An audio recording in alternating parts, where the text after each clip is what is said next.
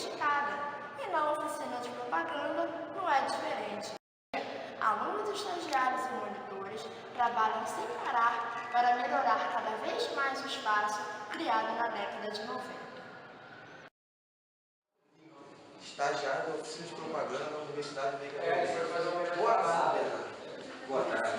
Eu gostaria de saber como é que foi fundado esse espaço de oficina.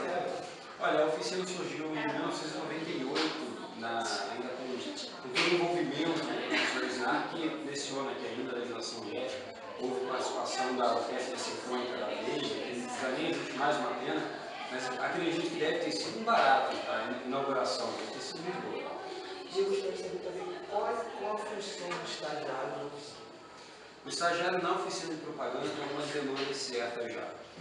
Primeiramente, cuidar do espaço físico da oficina em si, orientar e auxiliar os alunos de prática profissional que cursam essa matéria aqui dentro da oficina, cuidar também da parte de monitoria voluntária, dos alunos que se interessam em fazer parte da equipe no semestre, e qualquer outra demanda que surja, seja da coordenação, de algum outro setor ou algum evento que aconteça, a gente está sempre preparado para auxiliar no que a gente puder, e produzir também o que a gente puder. Muito obrigado, Bernardo. Agora vamos com a Maria Fernanda, que vai entrevistar outras pessoas desse espaço.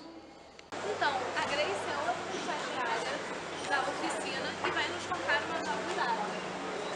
Nós já nem vamos saber qual é o novo nome e como surgiu. Quer dizer, o concurso?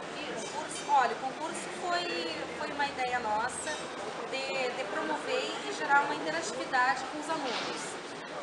Por enquanto, o concurso está sendo verificado, foram finalistas 3 logos e 3 nomes para a nova oficina de propaganda, que a gente quer realmente dar uma nova cara e apresentar, depois da reforma e tudo mais, uma nova oficina para os próprios alunos virem aqui e se sentirem em casa.